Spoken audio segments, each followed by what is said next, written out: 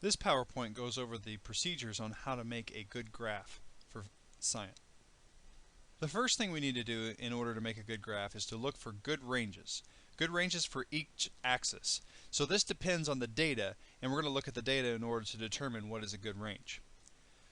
First of all, we need to try to use as much of the graph paper as possible without going off the edge. So the x values, let's suppose they range from 2 to 83 and the graph paper has 23 blocks. Well, if you leave a few blocks on each side and make each block worth 5, then that would use 18 of the blocks and you can go from 0 to 90. Now this right here is a bad example of a graph. It's all scrunched in the corner and you got all this excess space over here that you could be using. Here's an example of a good graph because it uses as much of the graph paper as possible. So we stretch it out in order to be able to see this curve right here. Now the purpose of science and the purpose of making a graph in science is to be able to see a trend that is forming with the data. And if we have it scrunched over in a corner, then it's kind of hard to draw conclusions based on this tiny little graph. Plotting the points. Okay, so after we figure out what the ranges are going to be for each axis, we go ahead and plot the points. After plotting the points, we need to draw a line of best fit. Now, a line of best fit is not connecting the dots. Sometimes the data is pretty consistent to where it looks like we're kind of connecting the dots, but we're really not. It needs to be a smooth curve that does not connect the dots. Here we have an example. We got our ranges labeled here. The x-axis goes from 0 to 40 and the y-axis goes from 0 to 14.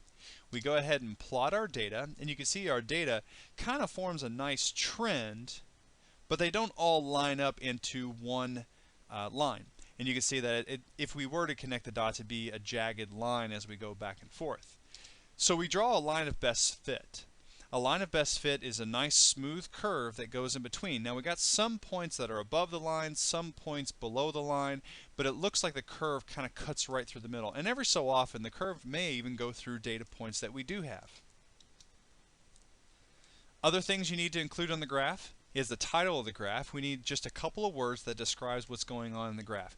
Now a generic title that you can use for any graph is going to be whatever the y-axis is as compared to the x-axis. So we'll get to that in a second. We need to identify the x-axis with its units as well as the y-axis with its units. Alright, so here we have our graph. We're going to go ahead and give it a title. Now this title is just a few words that describes what's going on. Now if we don't know what what's going on in the graph and what we're measuring, then we can use the y-axis versus the x-axis. So a generic title would be distance versus time here.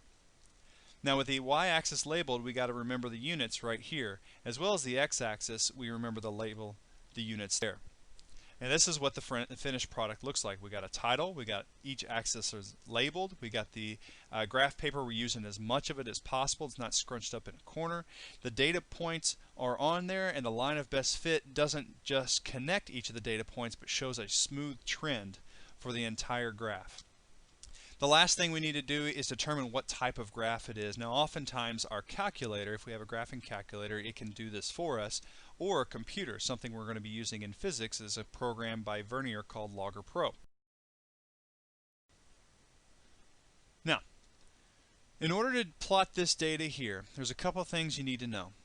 Almost every single time you plot data with time in it, time is going to be on the x-axis. Keep that in mind. As a matter of fact, anytime you have a graph in physics in this class, you're going to always put time on the x-axis. There are some times when time is not on the x-axis. For example, if we're measuring periods, sometimes we change something and it'll change the period. So that's an example when time wouldn't be on the x-axis. But just keep in mind that in physics we're always going to put time on the x-axis.